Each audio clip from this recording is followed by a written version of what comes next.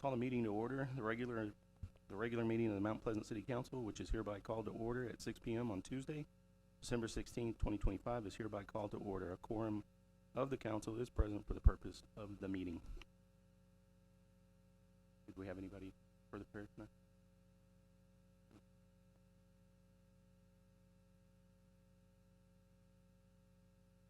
Let's bow our heads, please. Dear Lord, I want to thank you for us all being able to come together tonight and serve the city. I pray that you just put in our hearts and our minds what needs to be said and what needs to be taken care of. And just bless our first responders and our citizens and our employees. And thank you for everything. In Jesus' name, amen. The pledge. I pledge allegiance to the flag of the United States of America, to the republic for which it stands, one nation, under God, indivisible, liberty, justice for all.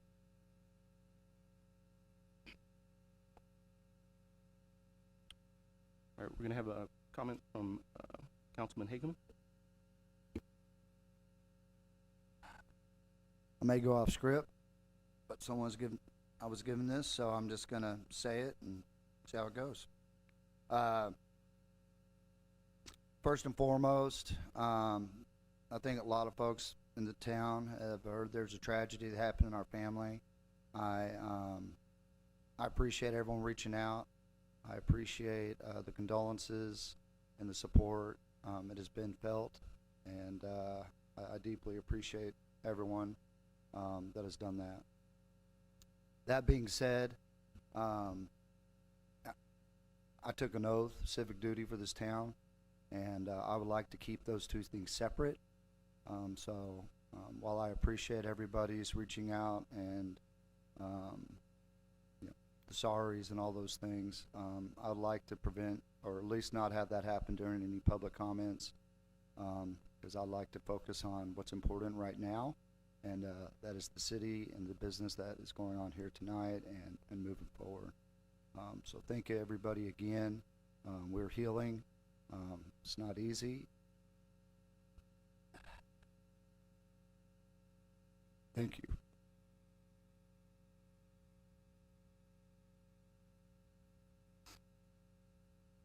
All right.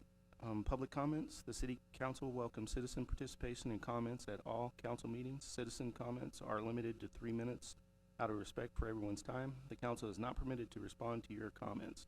The Texas Open Meeting Act requires the topics of discussion, deliberation be posted on the agenda not less than 72 hours in advance of the council meetings. If your comment relates to a topic that is on the agenda, the council will discuss the topic on the agenda at that time that the topic is discussed and deliberated. Anybody would like to come up? State your name and address for the record, please.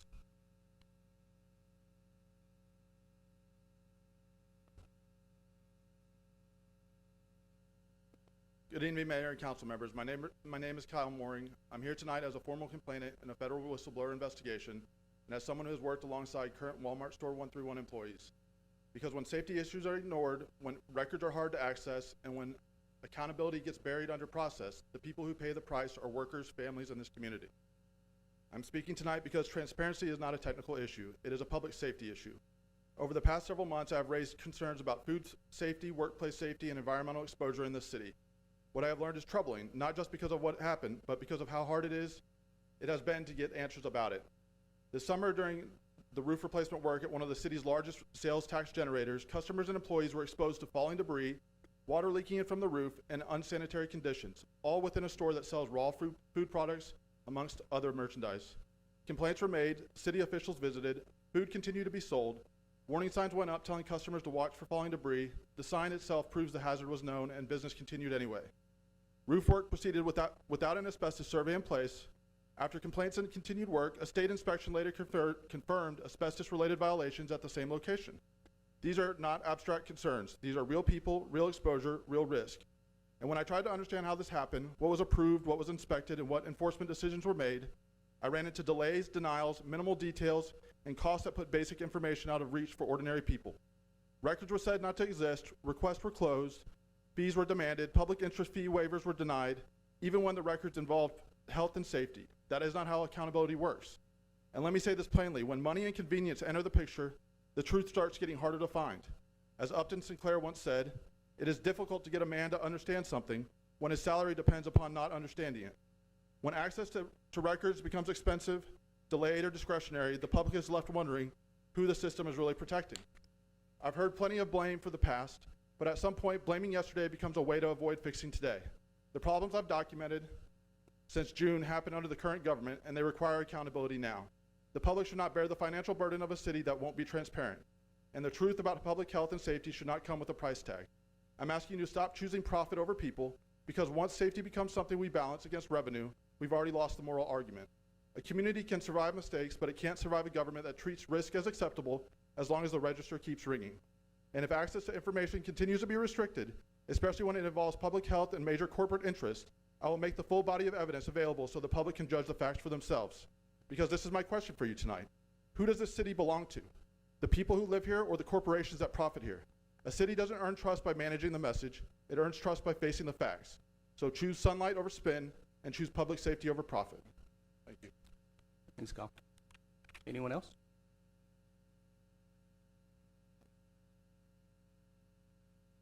All right, let's go ahead and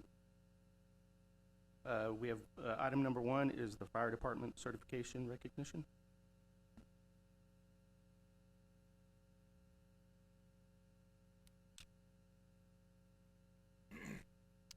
Mayor, Council, we just want to recognize some of our members tonight.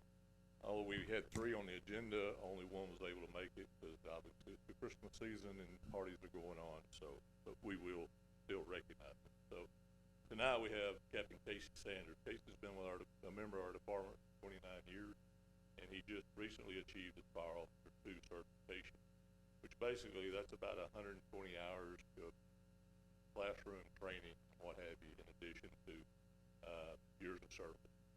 So again, Casey's been a captain 20 years, year and a half, year basically, been promoted to captain. But again, 29 years of service to our city means a lot. Captain Ransom Pipe couldn't be here tonight, but he just achieved his Fire Officer Corrections Fire Instructor 1, which again is about 40 to 80 hours of training.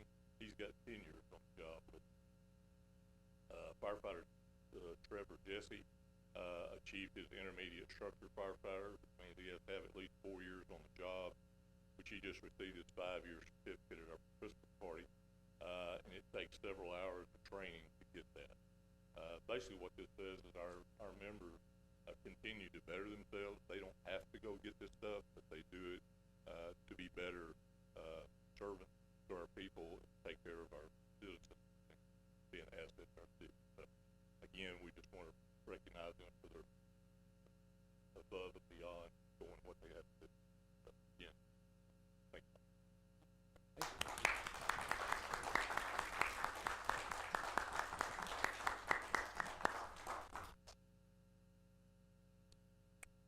All right, the consent agenda. Items on the consent agenda are approved through a single council motion, which applies to all items listed. Consent agenda items are considered routine, not likely to require discussion or deliberation, and may be discussed prior to making a motion. There will be no separate discussion on these items unless a council member requests an item be removed and considered separately.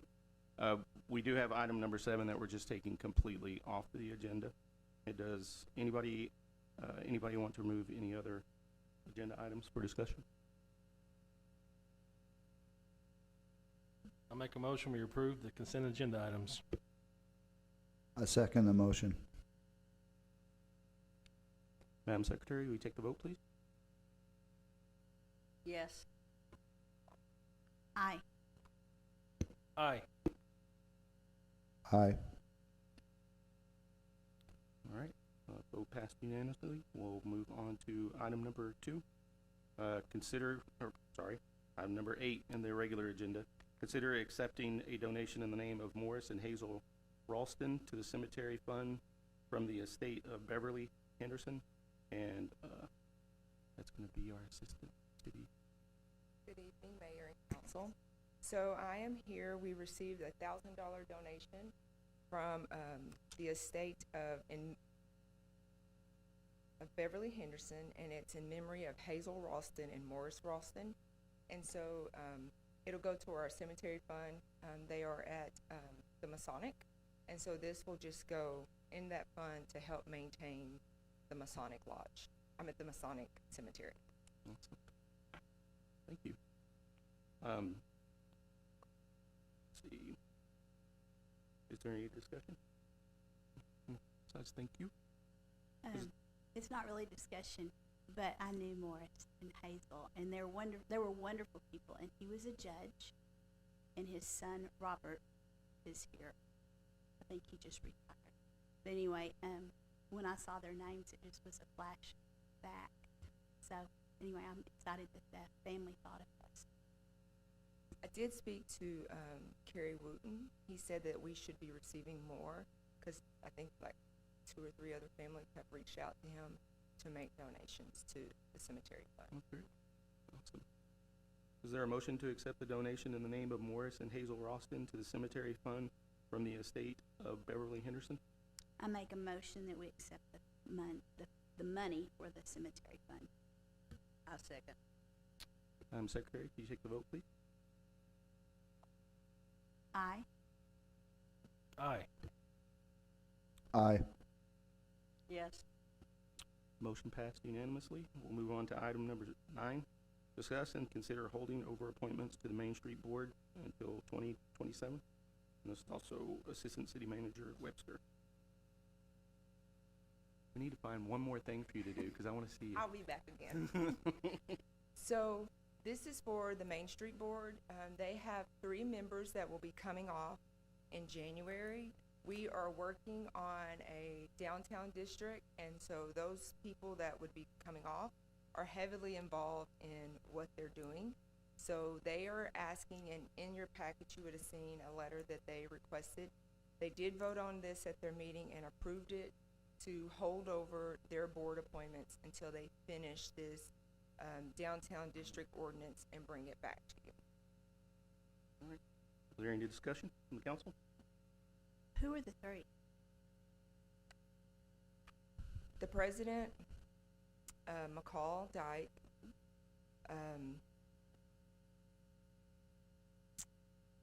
Jay Yancey, Season, Sheila Johnson. Yes, and so they're on the committee that is, working with Lynn on the, downtown district. I will say this, anyone who is willing to serve right now in this atmosphere, if you're willing to serve and you're doing a good job, God bless you. Amen. So this would be held over until the next. Yes, to Extension. next gen, because it's gonna take a while, for them to they just started. So there's gonna have to be several meetings, where they will bring an ordinance back to y'all to approve, and then they will go out looking for, people to replace them on the board. Yeah, all of these things are very steep learning curves, so it's probably a good idea. And they're excited. And that's great too. All right. Is there a motion to hold over the appointments to Main Street Board until 2027? Well, I make a motion that we hold over the Main Street members till 2027. I second the motion. Madam Secretary, will you take the vote, please? Aye. Aye. Aye. Yes. Motion passed unanimously. We'll move on to item number 10, monthly financial report for the month end November 30th, 2025, and it'll be presented by our finance director. Good morning, or evening. Oh, it's been a I'm long day, asleep. hasn't it? Sorry. Good evening, Council and Mayor. Here we have our financials for November. So this is 16.7% through the year, just for those percent numbers. It's somewhat where we're looking to line up. Of course, some funds come at different times, so we'll keep that in mind as well. So for the general fund revenues, we ended at 15.5% for the first 2 months of the year. Last year's 15.6. We'll look at the property tax and the sales tax in just a second, but all of these are coming in right about how we expect them to. There's a couple spots that are zero, that's just accounting timing differences on when I pulled the numbers on and when things are recorded. So those aren't anything to worry about, but all these are coming in how we expect them to, and so that 15.5 is right on track to where it should be at this time of year. Because as we see here, property tax, it doesn't come in a whole lot at the beginning, it doesn't come in at the end of the year, it all comes really in December and January. And so we'll shift a whole bunch and probably go over the and like the time percentage when those hit. And so right now we're looking good on that. Our property tax collections are 5.91% actual to budget. So we're doing good there. Money's coming in how it should be, and we'll see a big uptick over the next couple of months as the property tax deadline comes up for January 31st. Then for sales tax, we saw this graph last month, and we are 3.25% actual to budget for the first 2 months of the year. That's really good. We're keeping them up and up, staying steady. Those revenues are still coming in, staying how we budgeted them, just above, and so those are doing well. And we'll see December's numbers at the end. On the expense side of the general fund, the overall expenses are at 12.8%, which is down from last year at 15.9%. So we're doing a really good job of keeping all the expenses in line with the budget and keeping them low. A couple lines that stand out a little bit, the police department's at 9.3 for the month, when a month is usually 8.6. That's just some annual software that comes in once a year, so it makes the month a little bit bigger than normal. And then the building maintenance department, it had some supplies purchased. They order the supplies like maybe quarterly, maybe annually. So again, it's just a big purchase that inflates that 1 month.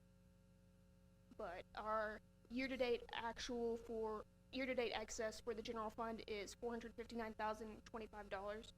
We're doing good there.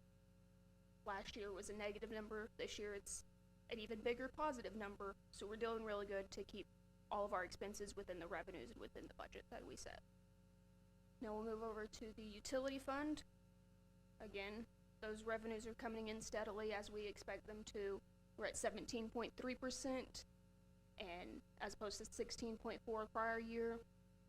And so those are coming in as how we expect them, and they just keep staying steady as people use water throughout the year. And then on the expense side, we're at 15.4, so that's staying within the revenues as well, as opposed to 18.7 prior year.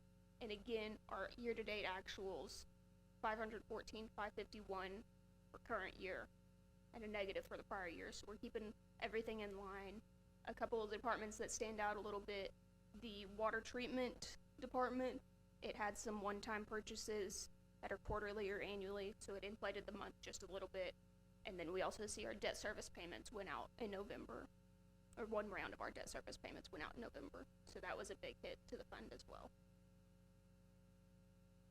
And then here are our sales tax collections for the month of December.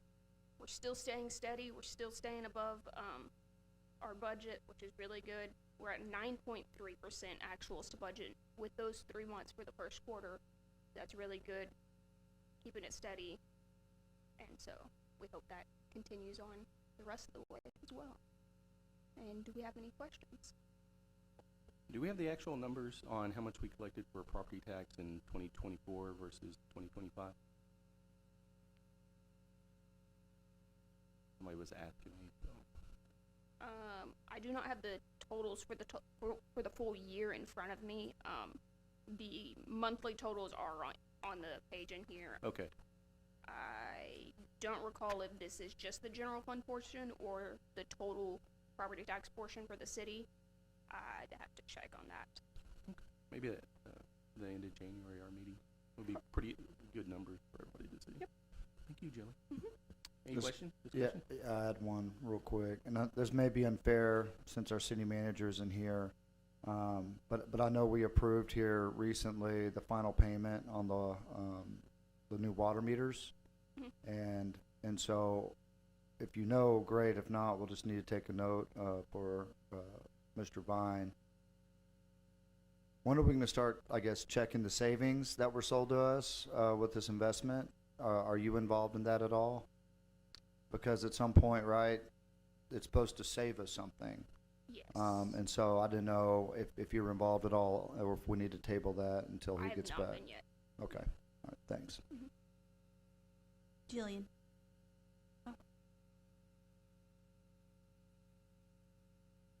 I need education. Okay. Okay, so I was expecting for you, so like November, sales tax, most businesses like myself, we pay that on the 20th. Yes. So you're actually showing December, and so I was looking to see if you don't mind going back to sales tax, because I was kind of holding my breath on sales tax because it was a slow November. So, the December number shown here is actual sales for October. So it's the sales from October, the businesses will pay in by the 20th of November, and then the money comes to the city the second Thursday, I believe, of December. So there's a 2-month delay. So November's numbers will be shown on January's revenues. I'll just say this, my husband says I've contributed greatly to the sales tax. Thank you, Debbie. Everybody has been with Marshall's Day, and I haven't seen that parking lot empty yet. All right, great job. Thanks, everyone. All right, move on to item number 11, discuss and consider ordinance 2025-24 regarding request under the Texas Publication Information Act and limitation governing such requests. And this is going to be our city attorney and our city manager that will be presenting. Hey, Lee. Hi, Mayor. This is the follow-up from the last meeting. You all tabled this for consideration at this meeting. This is the policy on public information requests, and when there's frequent requests by a single requester, how those will be handled and processed, and sets the rules for that. I know it was very thoroughly discussed at the last meeting. And happy to discuss that further or take any questions. Any questions? Hey, Lee, I have a question. Yes, sir. Is this a carbon copy, basically, of what is already in state law? Just because I've gotten a lot of questions about this. Like, is there a difference on what we're doing here today versus what is already existing in law? So it only really impacts when you have somebody who is making requests of the degree that's set forth, where you have that a requester that is submitting a request that costs more than 36 hours per fiscal year is taking that much time, or 15 hours per calendar month. If either of those are reached, then these come into play. And so the other rules on an ordinary request, all of those things are still the same. The only thing that this is applying to is if you have a frequent requester that reaches these limits, this allows the city to basically provide a statement for costs that the city is incurring in administrative time. And so once that limit is reached, and that has to be agreed to before the city proceeds with providing that information. And so that's the additional part. State law allows for most of these things, but this is allowing that sort of gap that you might not be able to recover for administrative time, and the way that this allows for, but only for a frequent requester that reaches these limits. No, makes a lot of sense, because I think a lot of folks just were really confused on why we talked about it so much last time, so thanks for the clarity. Yes, sir. And it's still pretty standard, right, Lee? It's an Yes, that's option right. for cities, and some cities do it, some cities don't. Yes, sir. So what happens is, well, first of all, the legislature provided this option for cities to allow the adoption of this type of process to make sure that that cities are being fairly compensated for the time and energy it takes to fulfill these requests. And so, but the city has to pass this type of ordinance to allow for that recovery. But yes, the Texas legislature provided for the ability for cities to pass this type of ordinance to make sure that happens. And you know, it usually, many cities do this, adopt the type of ordinance, and yours is very similar to others that we have seen. And so, yes, we think it's a very sound process for the city to adopt. And again, it's really only for these requests that take a lot of city administrative time. Okay. And is it, just for clarification, it was, did you say it was free up to 36 hours or? It's for personnel time that takes, the city council has determined that, that if it's taking 36 hours per fiscal year, Okay. or 15 hours per calendar month. And I will tell you that that the assistant city manager and city secretary is extremely efficient at collecting these records and providing them. And so, you know, it's not going to be, it's going to be limited in terms of what that time is that's allocated to a particular cost. And you can't like include the cost of the providing the statement to the requester on those things. So I didn't really provide any feedback on this last time. I let everyone just kind of have their say. But I mean, I think end of the day, I heard some of the comments, and I get where the defensiveness is, right, where we're referring to as harassment and things of that nature. I can see where that can be offensive to folks. At the same time, there's responsibility, right, to the taxpayers. I mean, everyone in this room and listening. I don't think anyone should have unlimited access to continually ask for things. And I'm not saying those things are appropriate or inappropriate, right? I don't know. I'm not funding those or involved in those requests. But I would say we need to move forward with this, because if not, then, you know, end of the day, we're all paying for some of this stuff. Now, I don't know of any malfeasance, and if there's any ethics questions, right, that I've heard from the last thing, then I think those processes should play out the way they need to play. And if there's any wrongdoing in those, then, you know, it is what it is. But, I mean, my opinion is we need to move forward with this, because we can't keep funding, whether it's Jimmy, Susie, or 50 other people decide that they have something else they're concerned about that they want all the employees to get involved in. So that's where I stand with it. All right. Is there a motion to approve the ordinance 2025-24 regarding the? All right. If we're setting the time limit for 3 minutes on items. That's cool. So I have a series of questions for the record regarding the ordinance 2025-24. I recognize that responses may not be provided tonight, but given the ordinance's impact on public access and transparency, I believe these questions warrant formal consideration before any final action. Number one, what specific data problem are you solving, and will you publish the underlying numbers? You know, the city secretary said that there was 5 to 10 records requests a week that she's getting, but when I requested the aggregate number for the last 2 years, could not provide it. And then, why did the city choose the minimum allowable time limits? The city attorney was stating that, you know, it's a carbon copy, basically, of the state law. It's not. It's the minimum amount of time. You can choose more than 36 and more than 15 hours. And, like, it really doesn't pertain to me at this point. Like, and I'm not, you know, offended by the vexatious thing.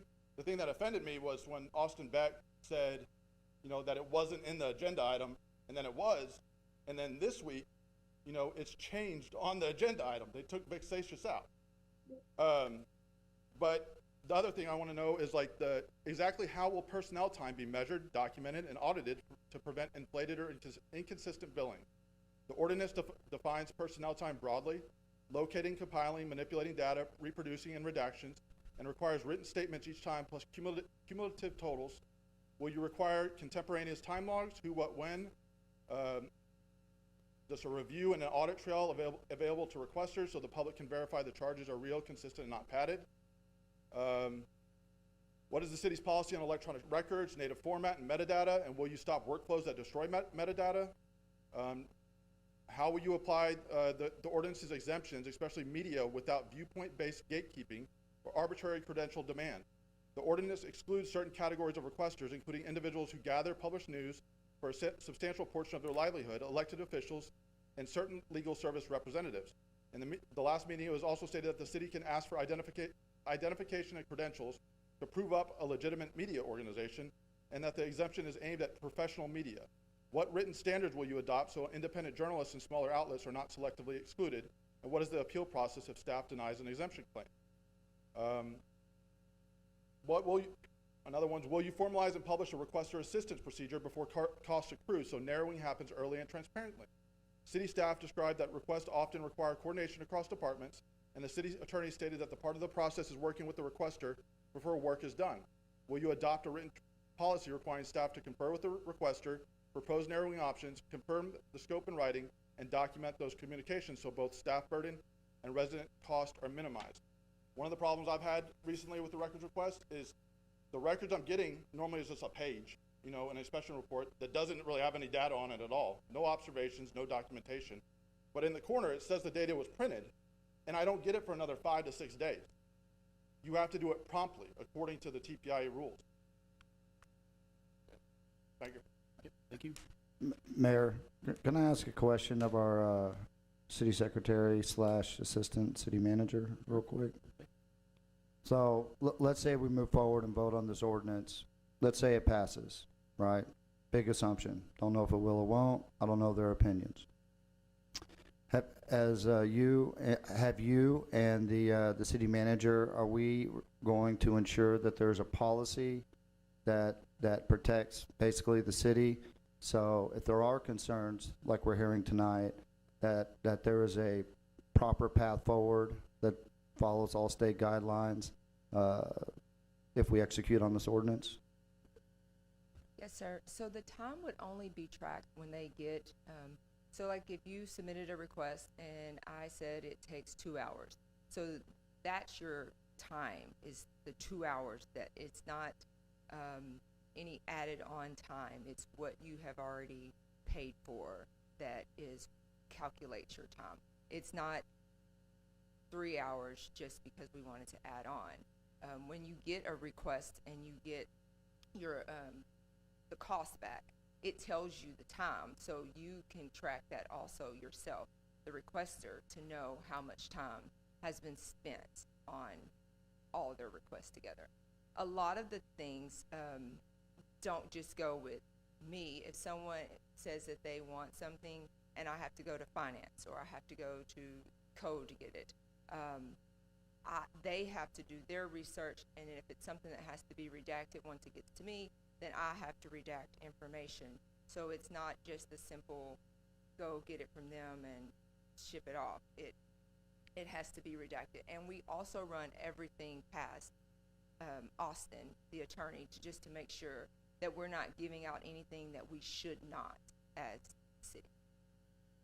And I'll just ask them, thank you for the answer, but are we gonna have a policy to point to if it's not existing today, if this thing did pass, so people understand, and they're not feeling like they're being shaded, railroaded, whatever word you want to use, that we're following a policy, everyone's doing the same thing, it's repeatable, and there's transparency. I guess that's kind of what I'm trying to understand. Yes, sir. We can create one. I'm sure Austin, since he has worked with other cities, can get us one that we can bring back. But yes, sir. Because the points are made, and I respect what you're saying, and I understand. I think what I'm hearing a lot of, right, I'm not saying I agree with everything, but I think in general, right, if things are unclear, assumptions are made, accusations are made, and especially if there's passion behind what they're trying to find, I like to avoid that because, A, let's get them what we want legally, and then B, right, we can feel good about what we're trying to do as a city. So that's all I have to say.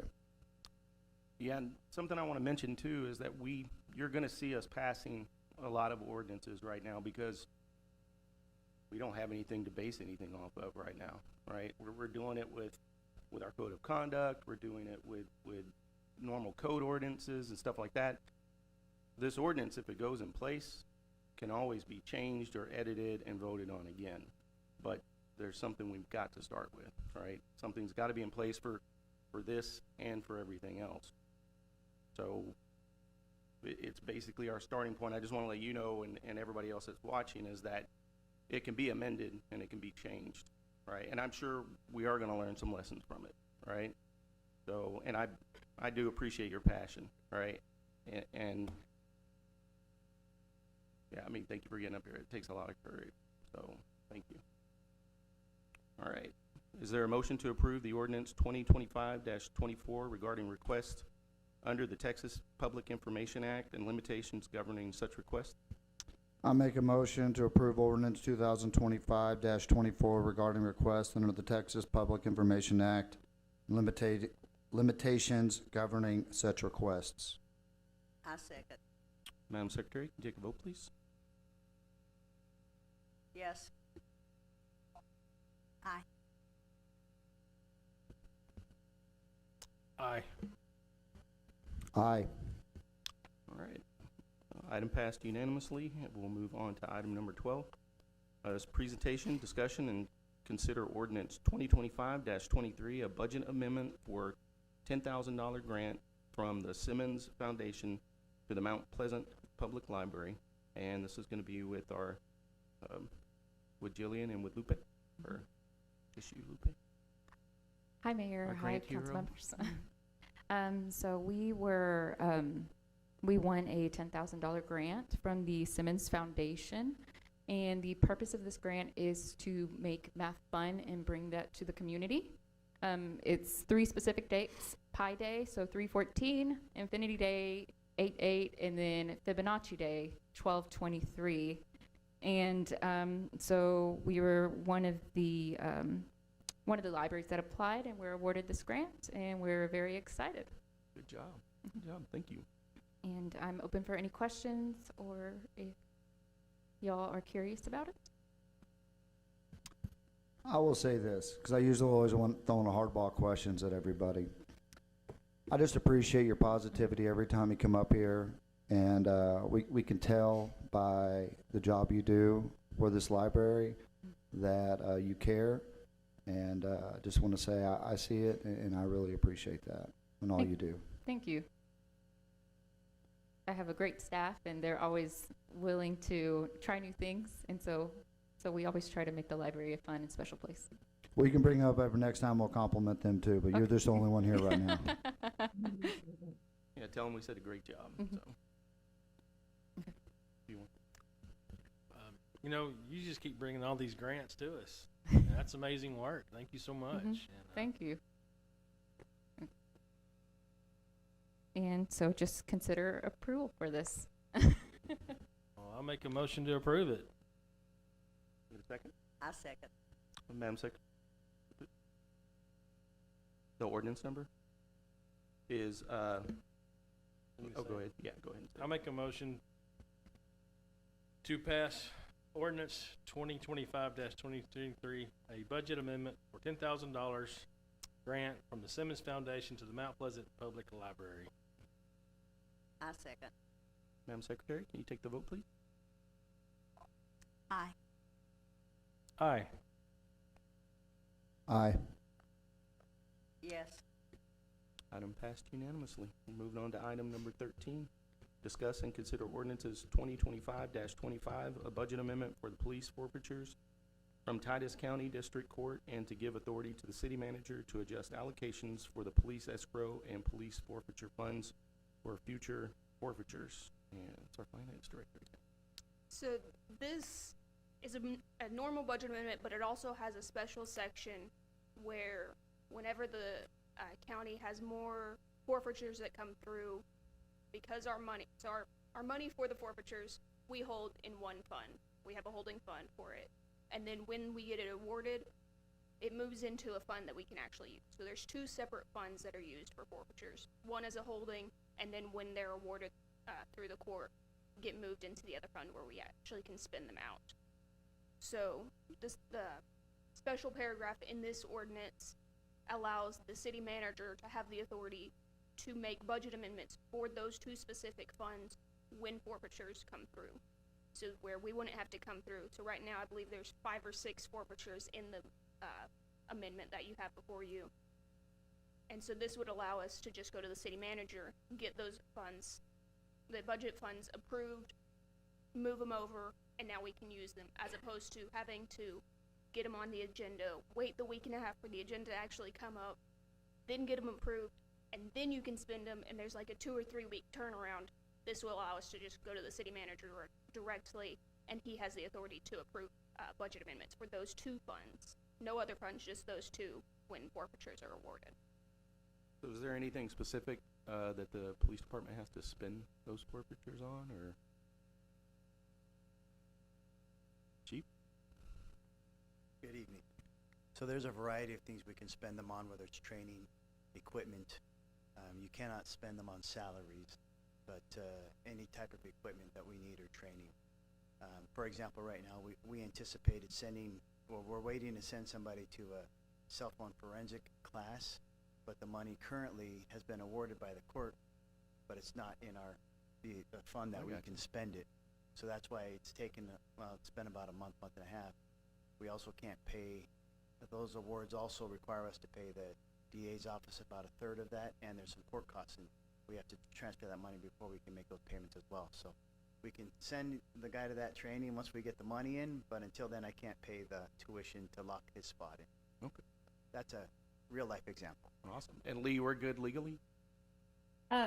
Mayor, so I think the language that your finance director is referring to is only in the recital about giving the city manager the authority to make these adjustments.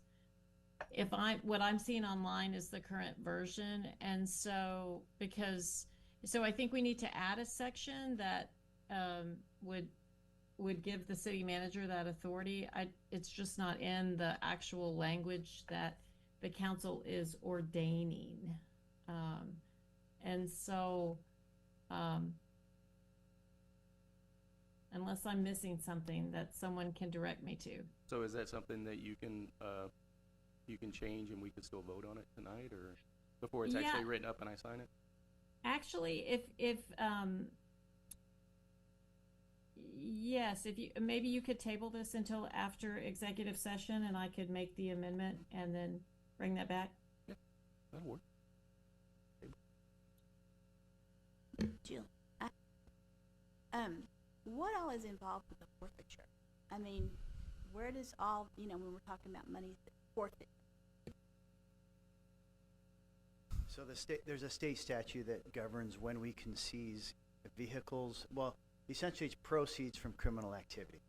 And there's certain crimes where we can seize equipment and cash, funds, any type of funds, including sometimes property, such as vehicles, houses, and other property that are proceeds from illegal gains. And so the state law is very specific about when we can seize items. It's actually, we start the process, but it's up to the district attorney to actually make the decision that we can move forward with the seizure and then retain that property. And if he disagrees with it, we actually have to return it quite promptly. And then it waits for the district attorney's office to do a process in the court system before we can get awarded that property. And then some of it goes to auction. Cash obviously doesn't have to go to auction, but the property does have to go to auction before we receive any proceeds.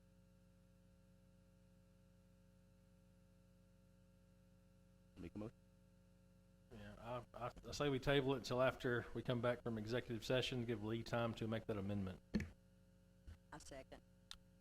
Can we get that vote, Madam Secretary? Yes. Aye. Aye.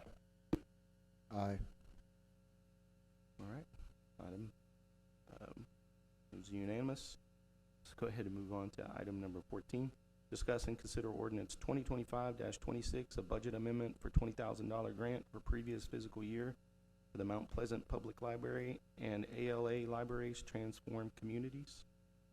And this is you. So this is an amendment, or this is a grant that we actually received last fiscal year, and it was put in those funds, but somehow was missed in putting into this year's budget. So this is more of just housekeeping to get those funds where we can spend them. We have them in the bank. We got them in last year.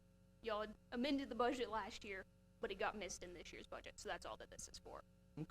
And I'm sure Lupe can tell you what the grant is. So with the grant that we did receive, we had to go through certain steps with that foundation to get that approved. So we finally got the final approval to spend the funds, and so that's why we are wanting to spend the money now. Is that going to anything specific? So we are planning on making some adjustments to the building so it is more handicap accessible. I do need to check a couple more things, but that is currently what we are seeking to do. If not, we do have a few other things that we want to modify in the building to make them a little bit more handicap accessible. So it is all driven towards, I'm sorry? all driven towards, Yes, the purpose of this grant was to make the library more accessible to individuals. Cool. All right. Is there a motion? I make a motion to approve ordinance 2025-26, amending the fiscal year 2025 budget for the library grant funds in the amount of $20,000. I second the motion. Madam Secretary, can we get a vote, please? Aye. Aye. Yes. Aye. All right, item passed unanimously. Moving on to item number 15, discussion and consider canceling the January 6, 2026 City Council meeting and/or scheduling a special meeting. And this is gonna be City Manager. Yeah. Good evening, Mayor and Council, again. So this is an item on the agenda to cancel our regular January the 6th meeting. There is plans to have a special meeting like the following week, and so this is just to cancel that and then propose scheduling one the second week of January.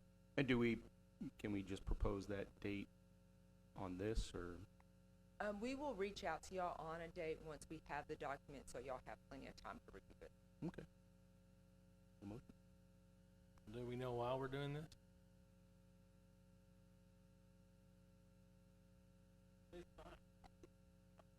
No, sir. It is because we knew that we were gonna have like multiple back-to-back. And so this was just to give y'all time to review the document, and we weren't forced to get it through before the January 6th meeting. Thank you. Sir. All right. Get a I motion? make a motion that we cancel the January 6, 2026 City Council meeting. I second. Madam Secretary, we take a vote? Aye. Aye. Yes. Aye. All right, item passed unanimously, and we are moving on to item number 16, the City Manager's Report. Okay. I would run up there one more time for y'all. All right, you're fine. So there really is nothing. We are bringing, as I was stating up there earlier, there is a document that will be emailed out to all of y'all to be able to review for the special meeting that we will hold. We'll be reaching out. City offices will be closed Wednesday and Thursday, the 24th and 25th for the Christmas holiday. And January 1st for New Year's. And Rob will be back next week from his vacation. All right. We know he's watching, so we miss you, Rob. All right. All right, so we're gonna move on to council comments. They're limited to announcement of upcoming events, recent council member activities, or requests to add agenda items for an upcoming meeting. Anything? We good? All right. Pursuant to the Open Meetings Act, Chapter 551, Texas Government Code, the City Council will recess into executive session to discuss the following: 551.087, Economic Development Negotiations with the Lumens, consultation with attorney, Texas Government Code 551.071 regarding draft social media policy, consultation with attorney, Texas Government Code 551.071 regarding proposed master service agreement for professional services from Pepe Dawson Engineering LLC. In accordance with Texas Government Code, Chapter 551, the City Council will reconvene into regular session and discuss any matters that were in the executive session. My phone is off, so I don't know what time it is. It's 6:49. We're going into executive session.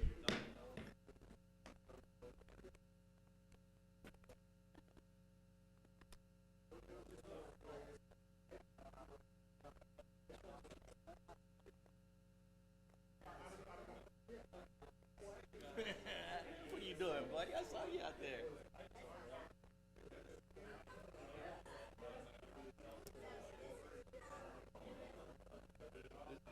This is the guy that's.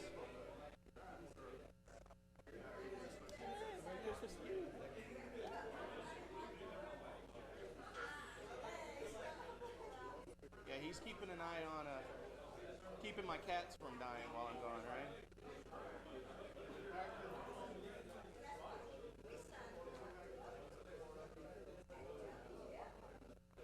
What do you?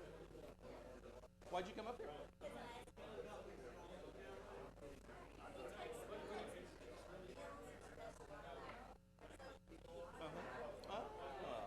Awesome. I gotta have him looking at me through this stuff, man.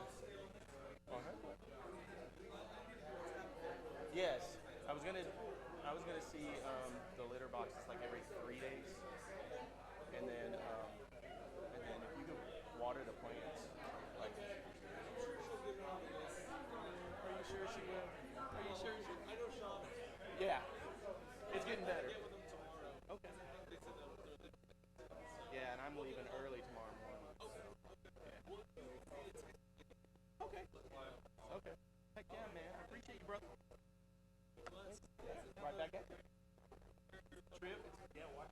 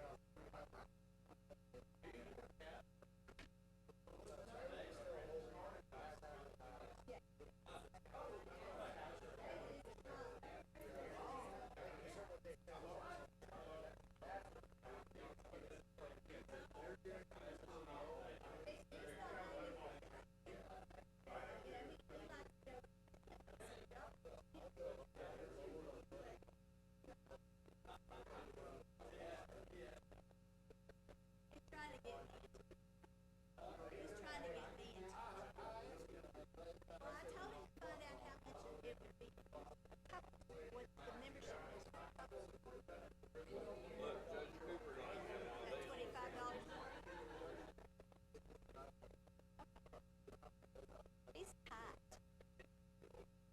He wants me to work out.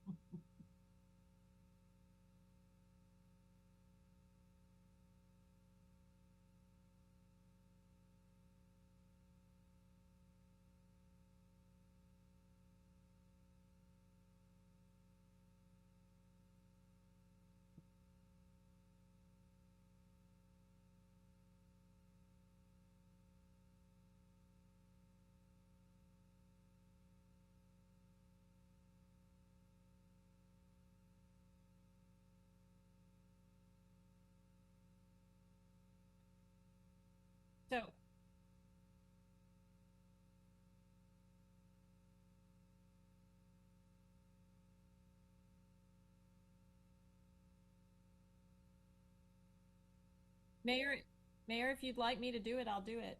It's up to you. Well, that would be great. Is that you? Okay. Hey, Seth. Seth, you were out the last time. We want to make sure that we run the YouTube like a minute after.